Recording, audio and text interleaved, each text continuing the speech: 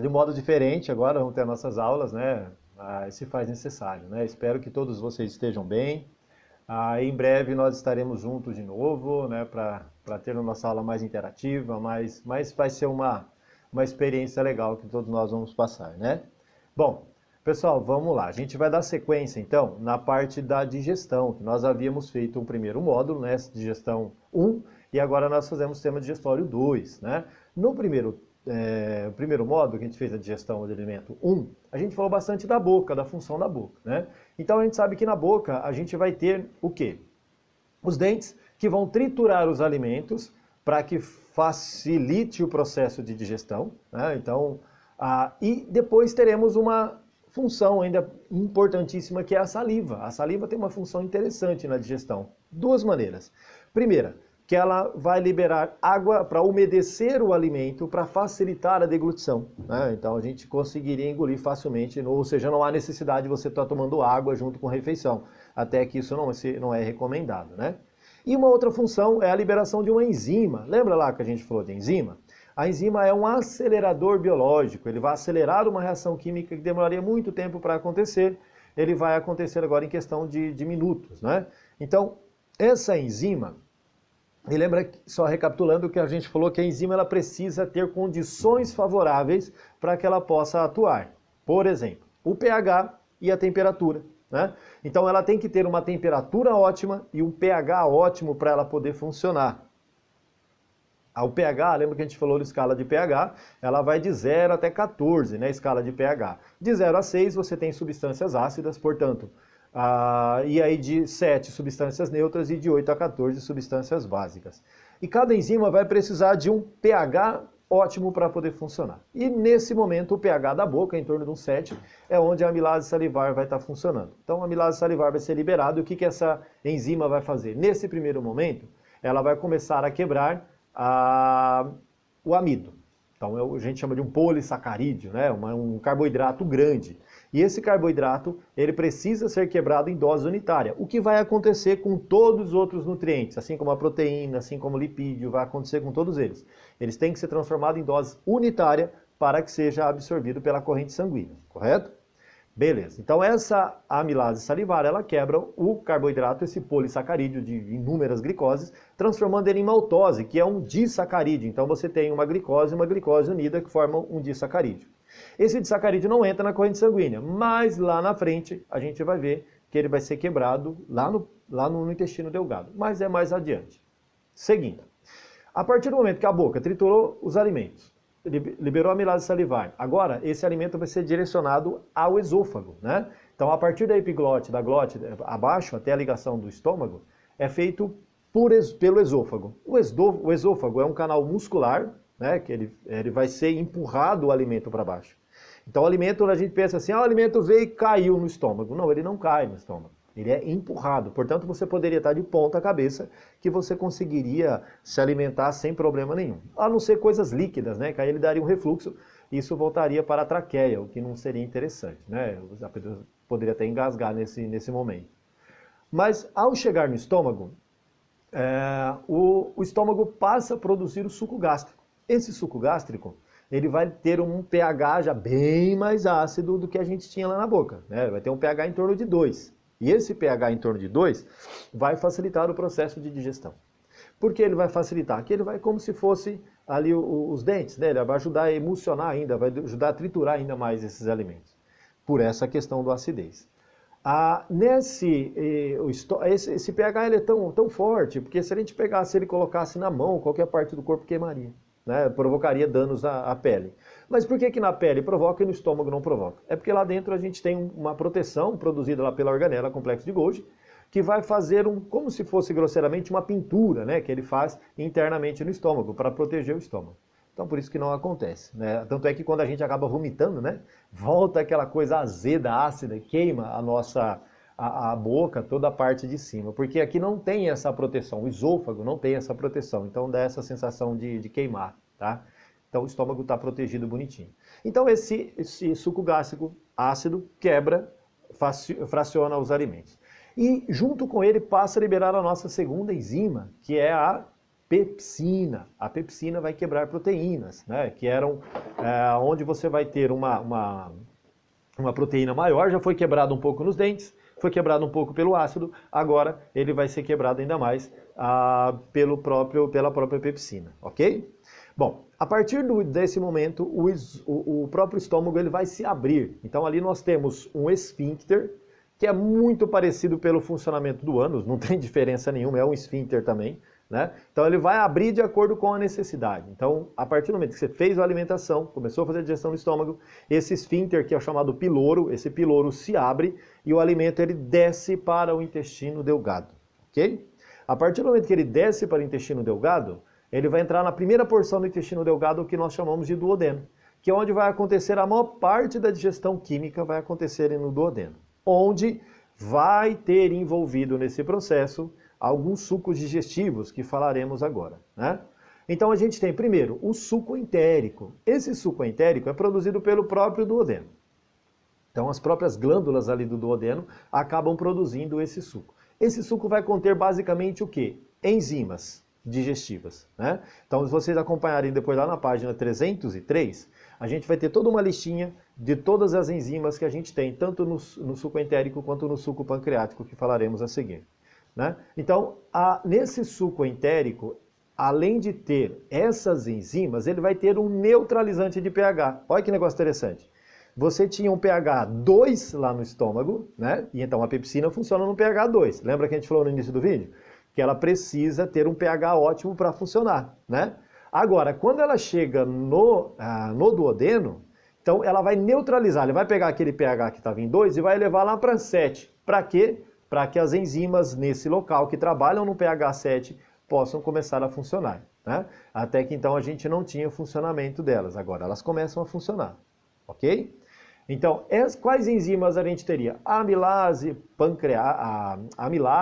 a protease, lipase, todo um conglomerado de enzimas que vão estar funcionando ali, tá? E o pâncreas? Onde o pâncreas entra nessa história também? O pâncreas também participa do processo digestório. O pâncreas ele é classificado como uma glândula mista. Por que é uma glândula mista? Porque ele tanto vai produzir hormônios, que é a insulina, né, no controle de glicemia, como ele vai participar do processo digestório. Então, o pâncreas ele passa a liberar o suco pancreático. E nesse suco pancreático, quer ver? Só recapitulando. Lembra que nós falamos que lá na boca é liberado a amilase salivar, né? Agora, ela foi quebrada, era um polissacarídeo, foi transformado num disacarídeo. Lembra que a gente falou que de 2 não entra na corrente sanguínea, precisa estar em doses unitárias. Agora, a amilase pancreática vai fazer o quê? Ela vai quebrar essa ligação que existe entre essas duas glicoses, transformando glicose e glicose. E agora sim o organismo pode absorvê-la, tá? Então essa é a importância que a gente tem das nossas enzimas, tá? Essas enzimas, elas vão precisar ter um tempo de ação, então a digestão demora um pouco mais aqui agora, no intestino delgado, né? Ela vai demorar um pouquinho mais para acontecer a digestão, porque ela precisa todo esse processo agora de quantidade de água, quantidade de pH, temperatura, né? Por isso que a gente não deve tomar coisa gelada durante a refeição por causa disso também. Que baixa a temperatura e aí o processo demora para acontecer, né? Aquilo que a gente já havia dito, aquela leseira que você sente quando você acaba de comer, dá aquela moleza nas pernas, aquela sonolência. Isso tudo por quê? Porque o sangue diminui a circulação nesses membros inferiores e superiores e concentra aqui na região do trato digestório, para que a digestão aconteça, né? Então a gente tomando algo gelado, isso demoraria mais para acontecer. Por quê? Porque precisa reaquecer para levar o 37 de novo e aí a digestão continuar novamente, tá? Bom, a partir desse momento, saindo então do duodeno, o alimento se encaminha ao longo ainda do intestino delgado. A famosa tripa que o pessoal fala, né? Que não existe esse termo. Mas o pessoal fala a famosa tripa, que é aquela parte, ou intestino fino também, mesma coisa. Então, nesse intestino delgado agora, ao longo dele vai ter uma especialização da membrana plasmática, que é chamado de microvilosidades. O que seria? Seria mais ou menos isso assim, ó, como se fossem os nossos dedos, né? Então você tem aumenta a superfície de contato, porque se fosse plano, a gente teria uma superfície de contato menor, né? Agora, quando você tem uma superfície de contato maior, a absorção acontece mais fácil. Então, dentro né, como fosse o dedinho nosso aqui, dentro dele aqui você tem os nossos vasos sanguíneos. Então todo o processo que foi feito pelas enzimas, aqueles alimentos que foram transformados em nutrientes, agora, proteína, aminoácidos, né, você pegar o polissacarídeo, foi transformado em glicose, agora ele vai ser absorvido, né, ele vai ser absorvido e mandado para a corrente sanguínea. E aí sim, caiu na corrente sanguínea, o sangue tem a capacidade de distribuir ele para todo o organismo, agora dependendo do lugar ou do órgão que necessita mais desse nutriente, né? Então, a microvilosidade ela auxilia, ajuda na absorção, aumenta a superfície de contato, aumentando a absorção dos nutrientes, ok?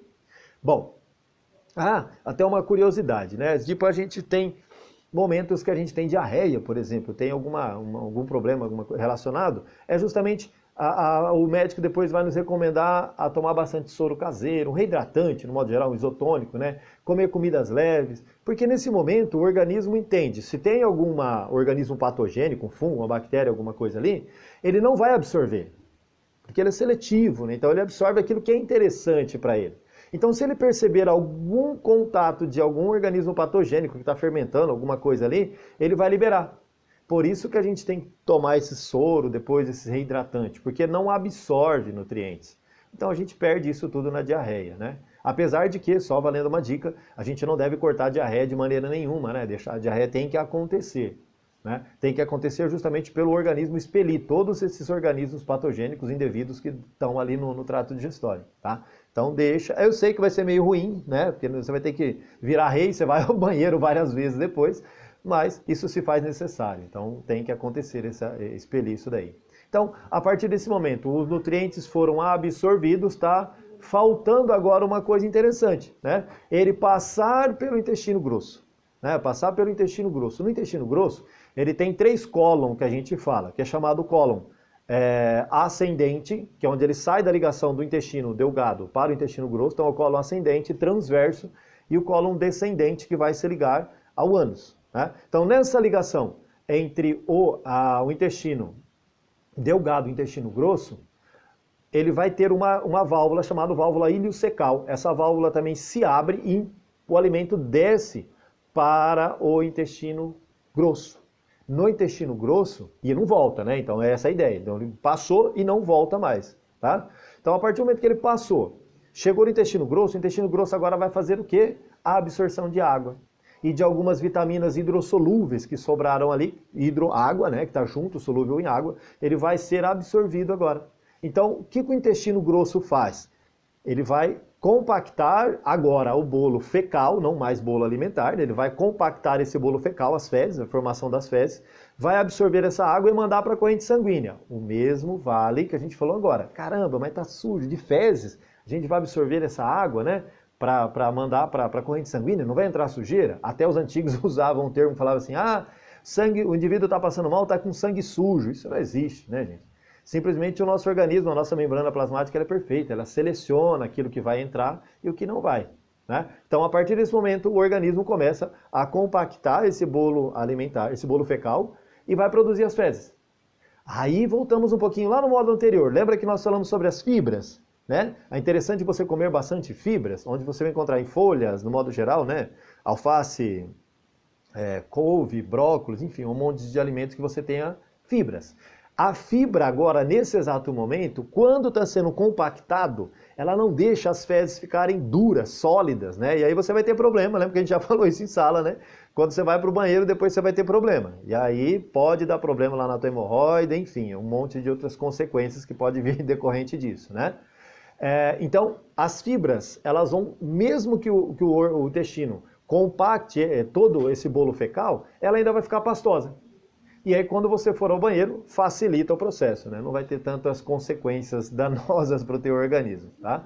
Então, ele vai ser eliminado. Então, as fezes vão ser eliminadas de maneira mais tranquila. Então, a água, o intestino grosso, o que ele faz? Absorve essa água, essas vitaminas hidrossolúveis, e aí a digestão termina, basicamente, que vai ser lançado agora ao reto, ao ânus, né? O cadastro único lá, e aí vai embora. Só recapitulando. Tudo bem, gente? Recapitulando, então, boca, tritura o alimento, olha lá o que acontece, boca, tritura o alimento pelos dentes, libera a amilase salivar, que vai quebrar o amido, ok? Esôfago. O esôfago é um canal que conduz o alimento, é empurrado o alimento pelo movimento peristáltico. Esse movimento peristáltico vai acontecer ao longo do trato digestório inteiro, tá? Então ele vai empurrar esse bolo alimentar, tá? Até chegar no estômago. No estômago, a ação do ácido, do suco gástrico, né? pH 2, e a ação da pepsina. Depois, no intestino delgado, há suco pancreático, o suco entérico. E com o último que a gente tem, que é o fígado, né? O fígado, ele vai emulsionar essa gordura, ele não vai ter enzimas, tá? E aí, a partir do momento, fechou todo o processo da digestão e as fezes aconteceram.